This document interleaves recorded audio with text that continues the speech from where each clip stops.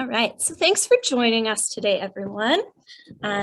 Before we really get started, I would like to acknowledge that the Camrose Public Library is located on Treaty 6 territories, the traditional and ancestral territories of many Indigenous groups, including the Cree, Dene, Blackfoot, Saulteaux, Nakota Sioux, and the Métis Nation. So that's where we are. And today we have Stephanie Loosemore with us from the Geriatric Assessment Program to talk to us a bit about the supports we have in Camrose and how we can access them. And I'll pass the floor to you, Stephanie. Great, thank you so much. I'm so excited and honored to be able to speak tonight. So my name is Stephanie and I'm a registered nurse and I'm the nurse lead for the Geriatric Assessment Program here in Camrose with the Camrose Primary Care Network. And I've been in this role for 8 years now. And I have to say it is the best role that I've ever had in my nursing career. I do come from a background working with seniors. So besides the geriatric program, I was also director of care in a long-term care facility here in Alberta for a few years, as well as worked in another long-term care facility in Flagstaff County. Prior to that, I am an import, so I originally came from Ontario and had some long-term care experience there as well, and very, very honored to be here. So what is the Geriatric Assessment Program? What does that look like? How do I access it? That's a lot of the questions that we typically get. So the Geriatric Assessment Program is a physician referral-based program. So it is meant to be in conjunction with your family doctor. So we do not take over care. So it would be much like being referred to a cardiologist or a neurologist or a specialist in Edmonton, say. So we're there to support both the individual that is referred, their family physician, and family and caregivers. Most of our referrals, probably 95% of our referrals, are mostly due to memory impairment. And so what happens there is that we are trying to reason out why memory impairment might be happening. And when we talk about memory impairment, everyone initially just automatically jumps to dementia and Alzheimer's, and they ask a lot of questions about that, and I will get to that in just a minute. So it is a very in-depth program. So we receive the referral in, we've asked the physicians to do specific lab work. The reason that that specific lab work is requested is because there are certain things that can cause some memory impairment. So say like your thyroid levels or low vitamin B12 levels, calcium levels elevated, all sorts of things that could be relating why one person might be having some issues with their memory. And so we're using that to rule out. So if those things are normal, then we need to look at somewhere else of why are we having those memory issues. So on the referral, we ask the physician to do the lab work. We ask them to give us a next of kin to talk to if we're not able to get the individual on the phone. Nowadays, with all of our telemarketers and scammers, a lot of times our seniors aren't answering their phones, and rightfully so. So sometimes we're having to go to family members to book those appointments in. Then we're very lucky in Camrose with our geriatric program because we have a great partnership with the Camrose Mental Health Seniors Outreach Team. We have 3 individuals that we work directly with that actually go into the individual's home, which is the most preferred, but you can come on into their clinic as well. And they do the initial part of our assessment. And so what that looks like is kind of like a little meeting session. So usually it's going to take at least an hour. And what they're doing is they're trying to get us some information. So they're creating your story. So they're asking questions like, do you know why you were referred? Do you have concerns about your memory? what concerns do you have, talking with family. They'll do what we call cognitive testing or memory testing. They'll do a screening for depression. They're taking a look to get a list of medications. They will also be asking your social history. So we're looking at, where did you grow up? How many siblings did you have? Did you go to school? What grade in school did you finish? Did you get married? Did you have children? What sort of jobs did you have? Because that all creates the story of who you are today and helps us to go through and see, are there certain things from your past that maybe predispose you to memory issues like multiple head injuries, car accidents? Maybe you were a sports player that maybe suffered many concussions. And so all those sorts of things can also contribute to memory issues. So they're getting all that information for us. And then once we receive that information back in our office, we then book the individual in to see Dr. Valerie Smith. She is a care of the elderly physician. If anyone's from the Camrose or grew up in the Camrose area, she once was a family physician here in Camrose and then decided to go on and take extra training. And so we only see individuals 65 years of age and older. So we're specifically at that senior level. The only exception to that would be an individual with Down syndrome. We will see individuals with Down syndrome because we have validated testing tools that we can use with them to watch to see if they're progressing. And with Down syndrome, you tend to age a lot quicker as well. So typically what you might see in your 60s, 70s, you're going to see even sometimes as early as in the 30s with someone with Down syndrome. So it's important to have them watched as well.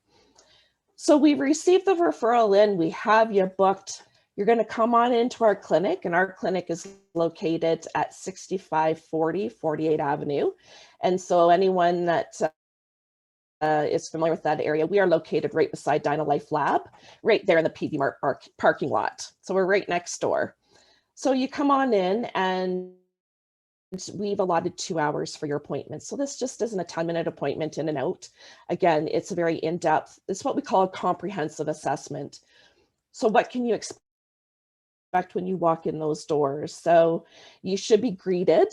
And of course, we're going through all of our COVID protocols currently. So hand sanitizing, still need to mask when you enter the clinic. We go through the COVID screening questions. We're going to confirm your address, date of birth, your health card number, contact information, family doctor, just to make sure that that information is getting everywhere that it needs to. Then you are greeted by myself, and I take you in and I start the process. So after you've signed a consent, just saying that we can release the information that we have collected for your appointment back with your family doctor, then we'll go ahead and we do what we call medication reconciliation. Those are just big fancy words for medication history.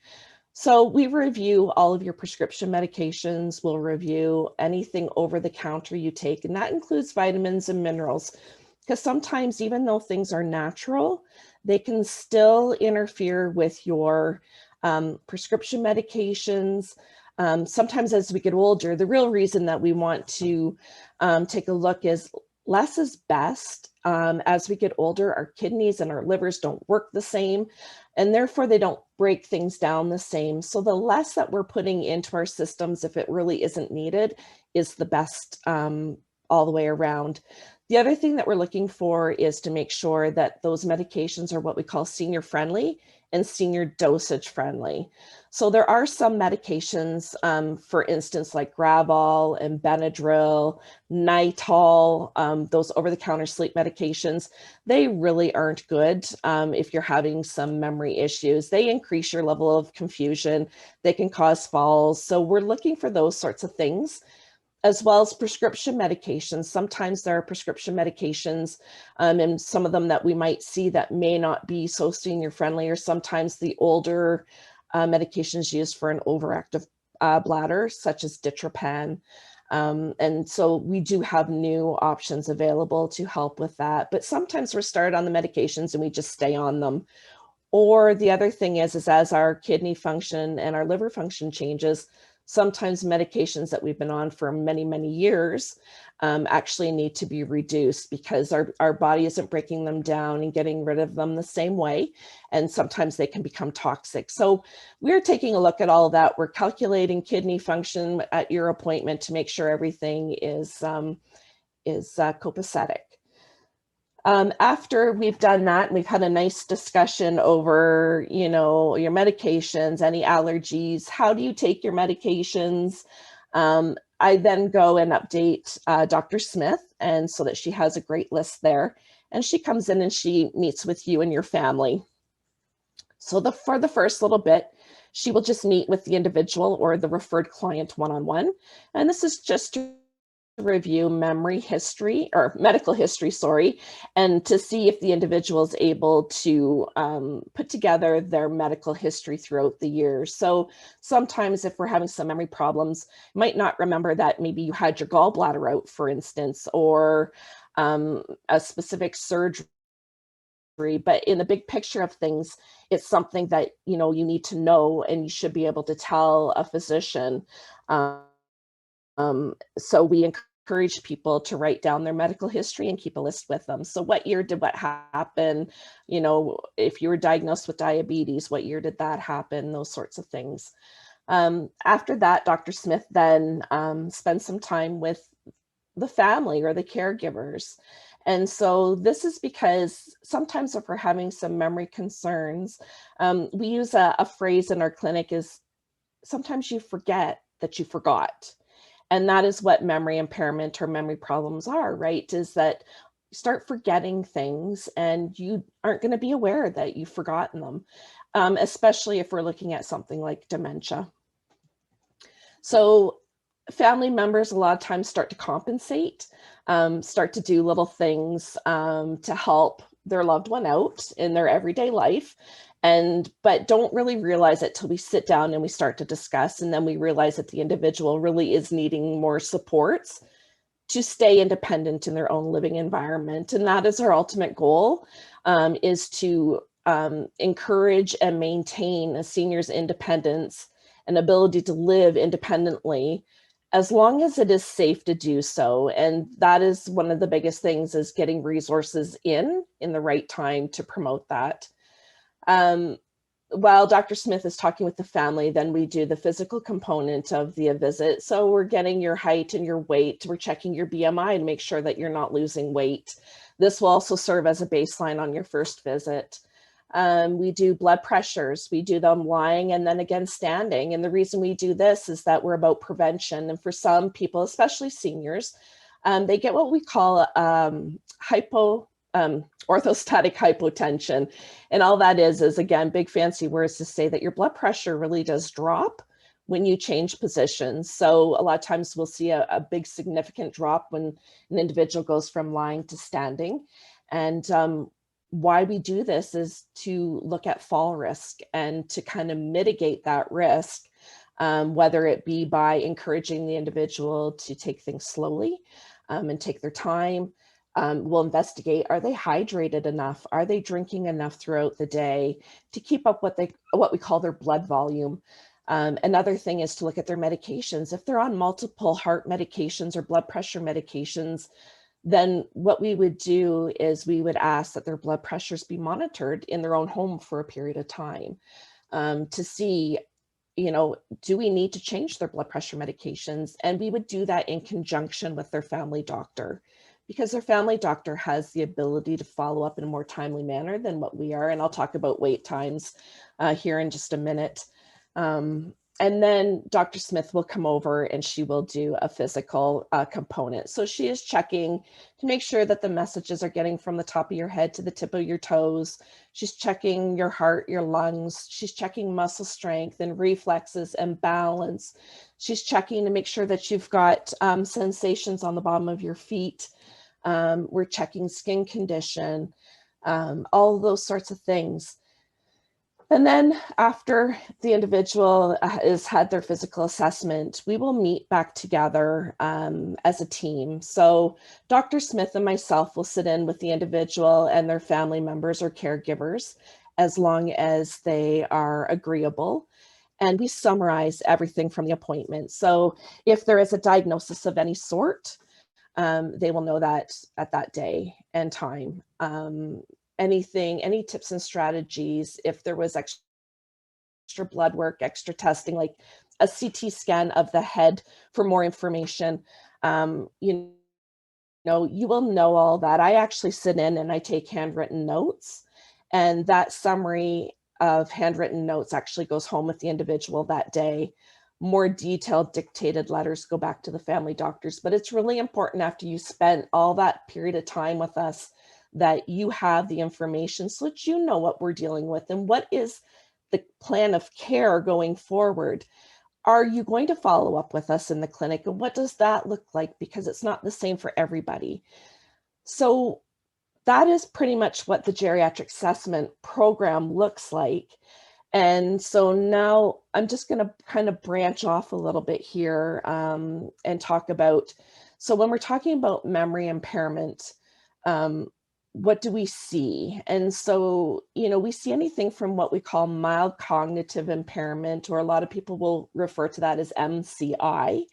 That is an early stage of memory changes. So yeah, we're kind of forgetting some names and faces, but it's not impacting our daily life.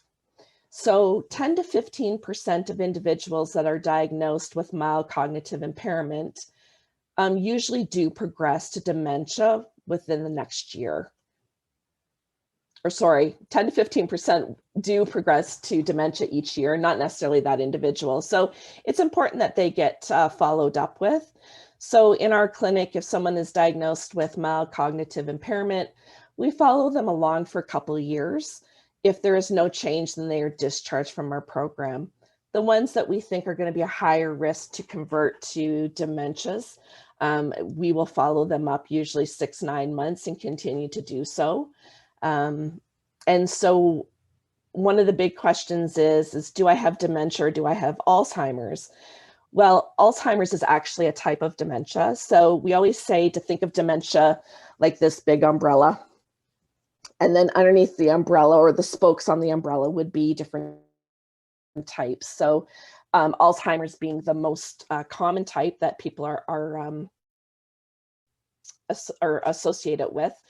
There's also a Parkinson's type, there's a Lewy body type, there's a vascular type, there is a mixed type, which is a little bit of vascular. So someone who's had a stroke or is at continued high blood pressure would be one that would follow into that vascular category.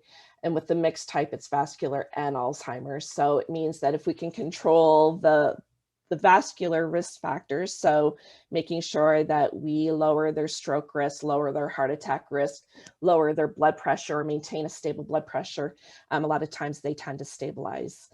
So what happens if you're diagnosed with dementia? And the unfortunate part is that dementia is much like the C word or cancer, right? And it kind of hits an individual in the gut. And I guess the biggest thing that we want to put out there is that, having a diagnosis of dementia does not mean that you are not an important part of the community. It doesn't mean that you can't still do things, and there's different stages of dementia. So an early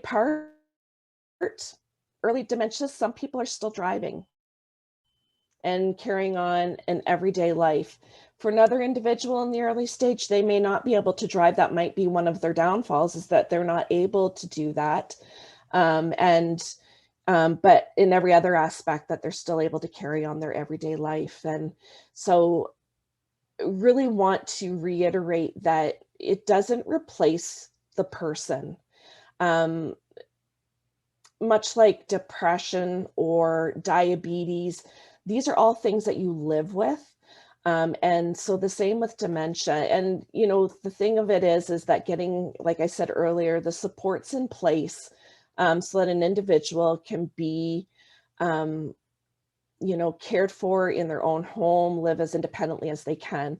Now, for caregivers, sometimes this is difficult because, again, some individuals with dementia, they think that, you know, everything is okay because they're forgetting things. So in their mind, they're still cooking, they're still cleaning, they're still taking their medications. For some of them, they're still driving and they haven't been driving for years. And so this is where it becomes a little bit frustrated. And so we do spend a lot of time doing caregiver supports, linking people with those local supports, caregiver support groups.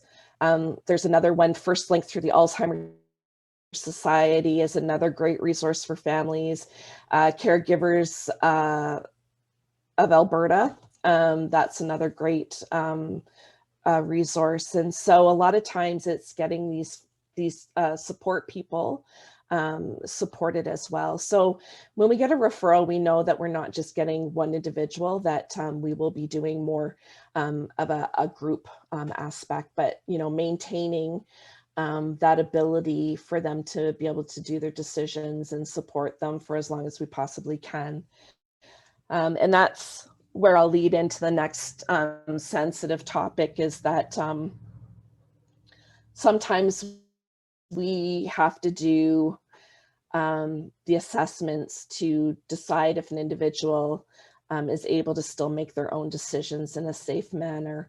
And this is where personal directives, power of attorney, goals of care, wills, they all come into this question section, and what are they, and why do I need one, and how are they enacted? And so I'll break it down first. As personal directive is a document in which you, the individual, appoints an agent or agents to carry out your wishes in the event that you are no longer able to make your own decisions in regards to healthcare accommodation and usually legal matters.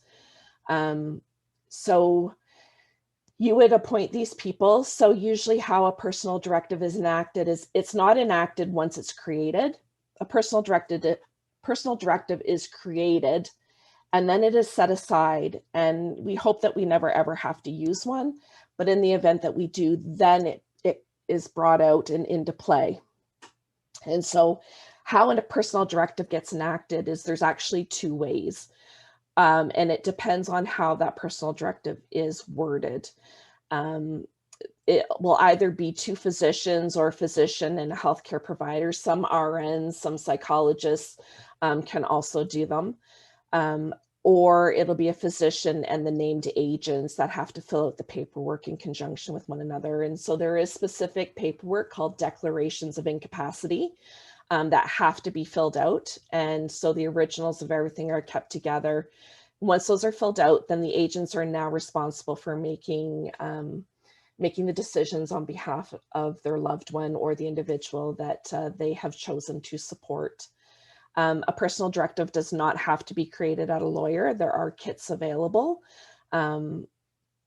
What does have to be done at a lawyer is a power of attorney.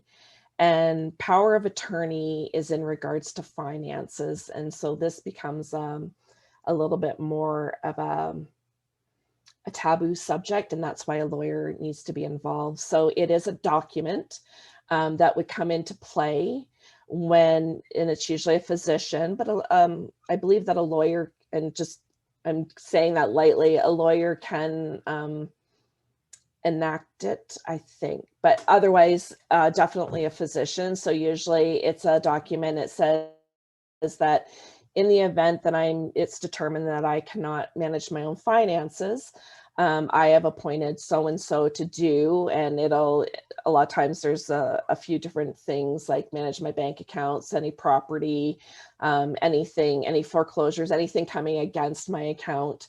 And they have to account for every penny spent. So basically that agent now is just managing the money. So this doesn't mean that they get to have access and run wild with whatever money this individual has.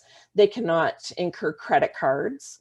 They cannot incur any debt in the name of this individual. So it's not like they can say, oh, well, you know, Uncle Harry had, great credit and access to all kinds of money, and now I'm the agent and I can go and do whatever I want. You are legally responsible, technically, to write down everything or keep a ledger of everything that you spend their money on, and it is to be spent to keep them comfortable and take care of them.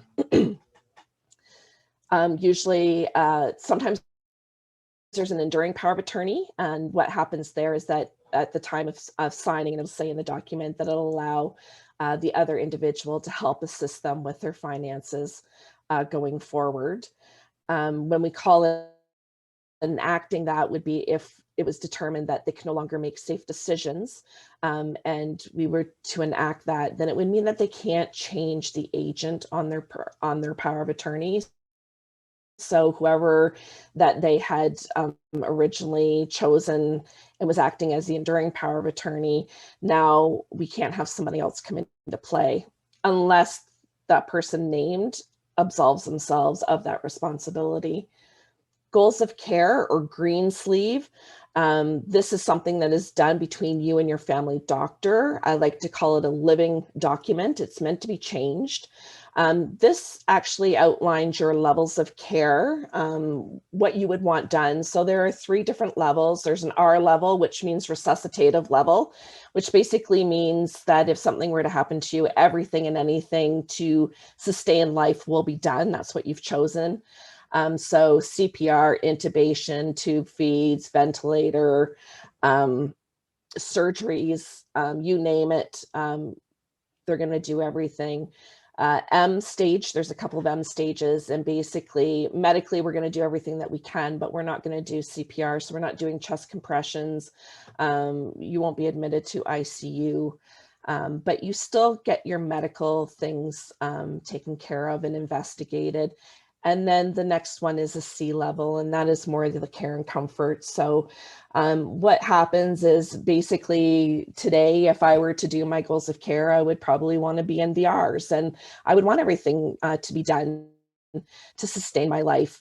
But then if I had some, getting a little bit older, or not even just the age factor, and you have to be careful because we talk about things and it becomes ageism, right? And so I have a change in my health status. And so maybe things aren't, the outlook isn't great down the road. And I decide that I no longer want to have, CPR or anything done. I just want medically, I want to be able to manage my medical. So I might, in conjunction with my family doctor, then document the discussion. And now I've chosen, and now I'm going to be an M1 or an M2. And then if I have a diagnosis that then becomes terminal, and I'm progressing through that, and now I'm to the point where I only want to be kept comfortable. I don't want to be taken to the hospital and poked and prodded and a whole bunch of tests, because I don't want to treat whatever is there anyway. Then I would do a care and comfort. So, you would get antibiotics to treat infections, pain medications. We start to limit all the extra medications if they're not necessary, those sorts of things. And so we've even had some individuals that we've seen that have been in an M stage, have gone into the care and comfort stage, and then have actually done quite well, and then come back up into an M stage. And that's why I call it a living document, because it's meant to change with you as your medical needs change. And then of course your will is after you're no longer here, and that would be created through your lawyer. So, and the reason why I bring up will is a lot of times when we start to say, do you have your important documents done? And people will go, well, I have a will, but that's not what we need in play today. If you do not have a personal directive done and something happens and you're no longer able to make your own decisions, it actually goes to the court, the Office of the Public Guardian. It doesn't just automatically defer to a loved one. A loved one has to apply through the Office of the Public Guardian to become your guardian, the same as there's trusteeship for their finances, and it's costly, and it doesn't get done timely. There is quite a wait time, and an individual that maybe doesn't know what your wishes were, or totally has different thoughts on how to manage your care, maybe the one that is given that guardianship or trusteeship. And so that's why it's important now to do your documents while you have a say, when you can have those conversations with loved ones to say, hey, this is what I want to happen if I get to a point where I can no longer make my own decisions and understand what's being asked of me. And so realistically, anyone over the age of 18 should have a personal directive, and that's why there are kits available. I wanted to talk, so I'm going to get off that heavy topic a little bit. And so when you come to the geriatric assessment program, what sort of resources are we going to be connecting you with? And again, it's all on an individual basis according to their needs. But just for instance, you could be connected back with the mental health seniors outreach team if you were dealing with depression, or anxiety, or any other mental health issue that might be, playing a part in all of this. Home care is another one that we work quite frequently with, making sure that, if you have home care service or you don't have home care services, but you need home care services, we will connect you with that and get that rolling on how does that look. A home care assessment for fall safety, let's say, or you need an adaptive device like a walker or wheelchair or grab bars on your bed, or what we call a SASC pole. So a pole that would go up beside, say, your bed or beside a recliner chair to help you with your mobility getting up and down. Grab bars for your bathroom, raised toilet seats, all of that. We can do referrals into that. We also work closely with CDSS, so Camrose District Support Services. So that's Meals on Wheels. Out of there comes the housekeeping supports. And so a lot of times I'm in contact with Maria Lobro, and making sure that our seniors are getting the things that they need. If she has seniors on board and feels that they need or has questions on how to get them in, I mean, we have no problem picking up the phone and calling. Service options for seniors is another one that we typically work with. Physicians' offices, pharmacists, individual physiotherapists, you name it. I mean, we're more than willing to pick up the phone. We don't just deal with just Camrose. We deal with basically anyone who's willing to travel to us. So a lot of times I'm in contact with Sherwood Park, Wetaskiwin, Stettler, Castor, Coronation, Provost, Forestburg, Hardisty, Galahad, Daysland, Viking, you name it, and we'll try and find a resource to help you in our rural areas. That's where we're noticing that we don't have as many supports available, or it starts to get limited in our outlying areas, but we do our best to try and think outside the box and get those resources for individuals. There's a couple different ways that the geriatric assessment program works to meet your needs. So sometimes your family physician just wants us to do a consult only. So, we'll go through the process that I had described earlier, and then we don't book any follow-up. So basically, if there's a diagnosis, we send that in the letter to the family physician, and then the rest of your care, the family physician will continue to support you with. Or they'll check consult and therapeutic management. And so with our program, one of our unique things is our follow-ups. And so a lot of times, there isn't that follow-up piece. We get a diagnosis and then it's kind of handed back to the family docs. And with us, we will do follow-ups as long as it's needed. We've had individuals that have had sometimes 15 visits with us, and other individuals that just have had one. So it is very dependent on their needs, the physician support request. And sometimes we'll see them again and follow up if they've only been in consultation because family have requested, and the family doc is then on board with it. What else do we look at? And how are we doing for time here? I'm just going to take a look at my clock here. Whoa! I told you, Michelle, I can talk forever and a day. I love my program and we have so much to offer. I'm going to talk just for a couple more minutes here and then I will leave it open if anyone has any questions. Other things that we are taking a look at, so not just memory wise. So I did speak earlier about medications and looking at all those medications. Another one that we're looking at is osteoporosis, which affects both men and women. Men, especially if they've had a history of using anti-inflammatories or corticosteroids.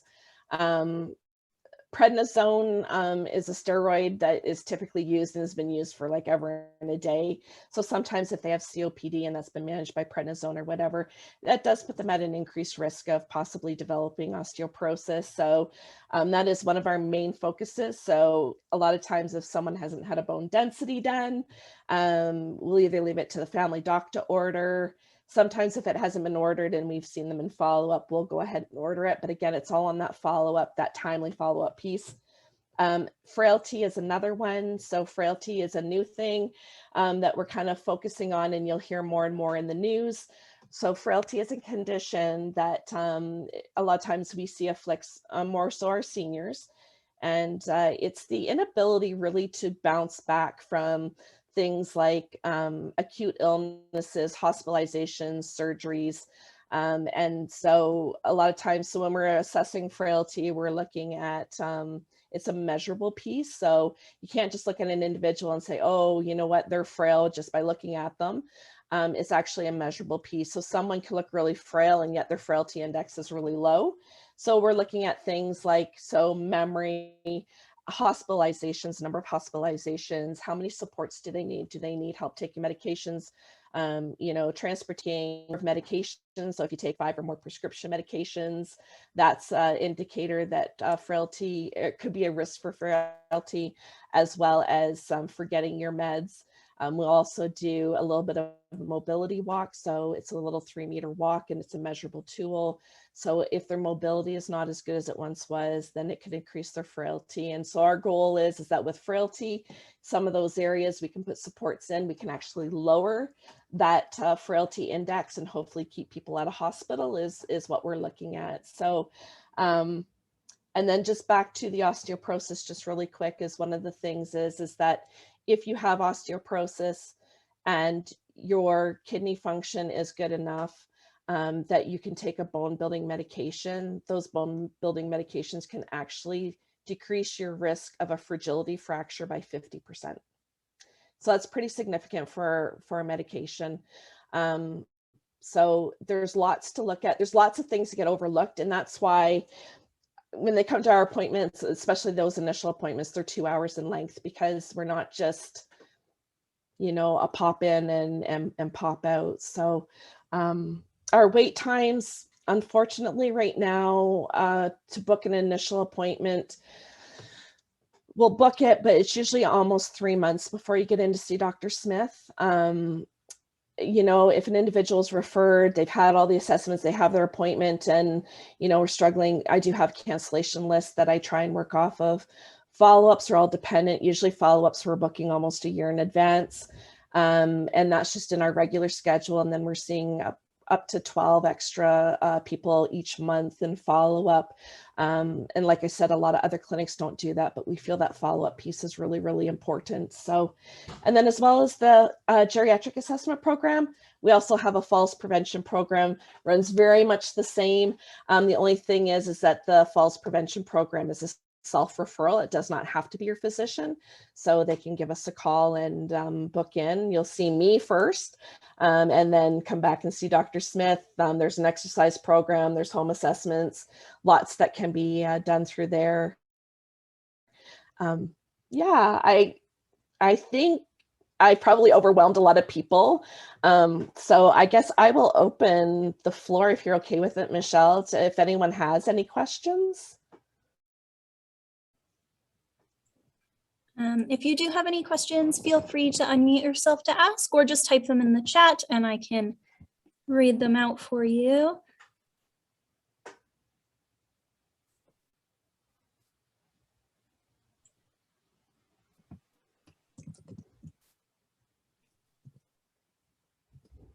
So while we're waiting here, just in case there are any questions or anyone's typing, is that the one thing very unique about Camrose is that with all those other stakeholders that I was talking about, SOS, you know, CDSS, the library, you know, all of that, is that the one thing that we've really tried to do is that everyone knows where to point everyone else.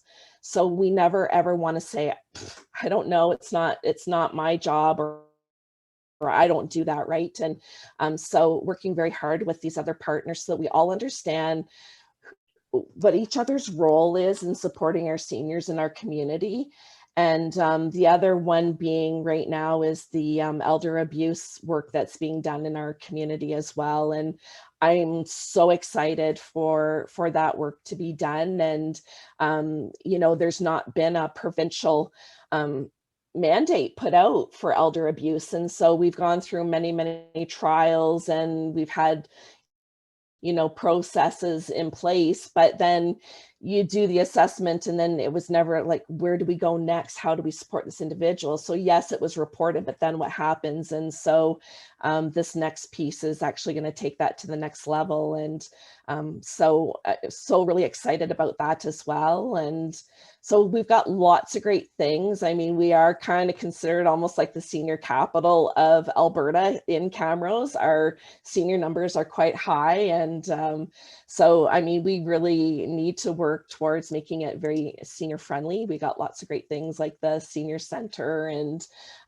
you know, the bereavement walks and hospice and NAV care program and our community churches and that look out after our seniors. So, I mean, kudos to Camrose and area. Like we're doing some great stuff here, and just need people to know where they can go. And if anyone ever has any questions, even after they get off tonight or talking to another individual, please don't hesitate to, you know, look me up. If I don't have the answers, then, you know, I'll try and get the answers or direct you to the right people that would be able to help you. Yeah.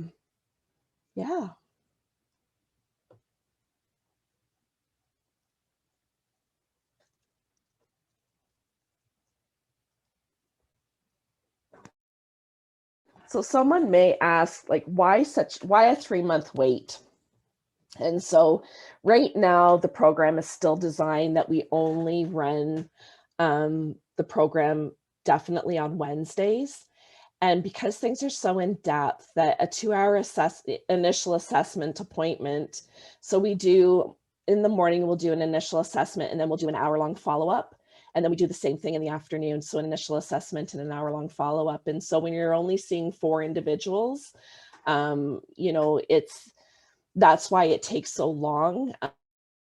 But as you can tell, there's so much to look into that it's not acute care, right? So they come in and, you know, they've got you know, a sore arm, and, you know, treating a sore arm, when we actually dive into it and find out that they've actually been falling, their sore arm is because they fell last night and they were getting out of bed. And there's so much more that we can ask and get into and support, you know, the individuals and their loved ones, and ask those questions and create an atmosphere that they feel comfortable in sharing that information with us as well. And I think that's really important, is for them to know that they're going to be heard, and, you know, that they're going to be part of, I call that the care team, right? And so, yeah, so that's why it takes so long to get into us. If I had more than one Dr. Smith, I would be able to run it multiple days a week. So, but right now, just not able to do it. And she also works in our chemo clinic here in Camrose and does consultations at St. Mary's Hospital as well. So she's a very busy individual, but again, all directed at senior care. So. I did see the one comment there in the chat box, so thank you. I hope I exude how passionate, you know, I really feel about it. I see a chat here. Is there any way to get an individual in sooner? Like I said, if they're struggling, the best thing to do is for me to have a conversation to see actually what's going on. And that's exactly where I was going to go with that, because sometimes we can put other supports in place, especially if there's risks involved, to kind of mitigate those risks, lower those risks, and make sure that they're being seen. Sometimes it's something that the family doctor even can do in the meantime, or can we introduce home care and get you on the cancellation list. Cancellation list isn't long, but what happens is that, you know, the individuals that I'm booking today in the 3 months, like they've all been in the queue, right? So everyone's been waiting that same amount of period of time. However, I do acknowledge sometimes that things have to be triaged. We don't like to play with the schedules, especially when we're talking about people that have memory problems. So if we start changing all their appointments to move people around, that's not good. If there's something that's emergent, so let's say your individual was already booked with Dr. Smith, but the appointment's not for 6 weeks down the road, and your loved one ends up in St. Mary's Hospital, probably the best thing to do would be to talk to the hospitalist involved with your individual loved one's care and say, you know what, we had an assessment booked with Dr. Smith in such and such a time because we're concerned about their memory or their mobility or whatever it is. And then the hospitalist can decide, you know, do they want Dr. Smith to come in and do a consult while the individual is in hospital. The tricky part there is that especially if it's coming to memory, we always want the individual to have the best opportunity possible. So let's say they're in the hospital with a delirium, which is an acute confusional state. It's not fair to go in and do memory testing when someone's in that state, and then you say, oh well, they meet criteria for dementia, so now they have dementia, and then they've been allowed time to recover from whatever caused them to go into a delirium. So it could be an infection. I mean, it could be multiple things. They really need to be allowed time to recover from that. So sometimes your loved one may be in there. You may say to the hospitalist, you know, we have that upcoming appointment. The hospitalist might say, we'll keep that appointment. And we'll treat whatever we need to treat now. And then it would be good to have that appointment 6 weeks down the road when they've recovered. And then we can get a better idea, have they returned to their baseline, or is this something new? Is it something that's progressing? So we just want to make sure that we're not assessing people at their worst. And we always want to make sure that we've ruled everything that is reversible out before we ever give a diagnosis. And then the other thing about a diagnosis, just while I have you, because I love to talk, is that dementia is not, it's a clinical diagnosis. So dementia is memory impairment that is affecting your everyday life. So you're not able to do the things that you once were able to do. So you're forgetting to take your medications. Family members might notice that maybe your baking doesn't taste the same because you're putting salt in instead of sugar, because you're not recognizing the difference. And it's clinical because we take the memory testing with what we hear from family and the individuals. And sometimes, I mean, you can look at a CT scan, but CT scans can't tell you that you have dementia. CT scans are usually used to rule out whether there's a tumor or there's been a stroke. And if there's been extreme shrinkage of the brain, all of our brains start to shrink, like it or not.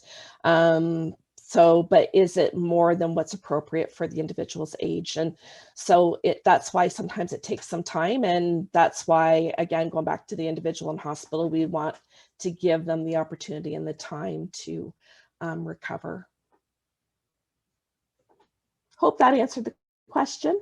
Oh, good.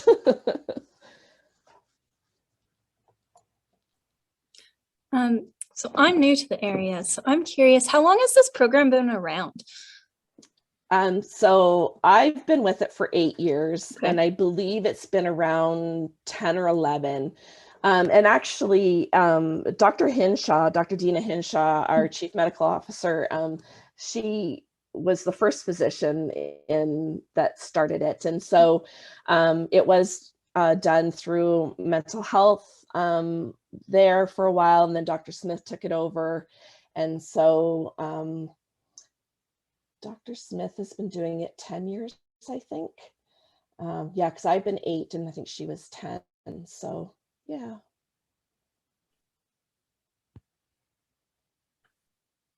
You're welcome, Nicole. And if you have any other questions that come up, hunt me down. Or I'll throw my office number, because if this is recorded and they want to go back. So my office number, so it's the Camrose Primary Care Network, 780-608-4927. And then my direct extension is 2002. Please leave me a message if I'm not available. So if I'm in clinic on Wednesdays, I typically don't answer my phone. And I'll get back to you on the Thursday. And it's my voicemail only, no one else checks it. So you can leave as much detail as you feel is necessary. If you Google the Camrose Primary Care Network, I believe all my information is on there as well. So I'm watching the script come up and it says Camrose Primary Care Network. So it just cracks me up. Yeah, the auto captions are not always great, but I can never keep up if I try to type them. Oh, I know. And it's actually been pretty good tonight. I've been kind of watching and seeing them come up, and it's been pretty accurate. That was the first one that kind of caught my eye there. So yeah. Well, I like to say thank you again for inviting me to be part, and yeah, love our seniors, and so we just want to make sure that they're having the best life that they can. And I guess a big question, Michelle, are you guys still can they phone in and have books delivered out to them if they drive up to the library? Yeah. Awesome. Haven't had anyone ask lately, but I know that I've told a few before, so. Yeah. Still going on. I'm not sure if we have a time that we're stopping that or not, but for now. Awesome. Well, I think even if it's not just COVID related, I think for a lot of seniors, some of them that wouldn't get out of their vehicle and come in because of mobility issues, but still want to read, it's a way for them to access stuff. So I think it's great. And that's where we need to think outside the box, and what can we do to still include them in our society, right? And not shut them out. So. Yeah. Awesome. Thank you so much for joining us. Yeah, it was great. It's always good to have information in one little concrete spot sometimes. Yeah, and having explanations of what the process looks like is nice. And yeah, Nicole also works for the library, and we will make deliveries of library materials sometimes. So if it's requested, we can go through with that. Awesome. That's awesome. And even with the NavCare program too, that's important. Hope that they all know that as well, right? And I'm sure they do, that you know, if they're able to do that for their individuals, or set that up for those individuals that are more shut in their homes, because we want to keep them active. So awesome. Well, thank you so much. Yeah. Right. Thank you. If there are no other questions, we can sign off for the night. And yeah, I really appreciate you taking the time to join us today. And it was wonderful. My pleasure. Thank you.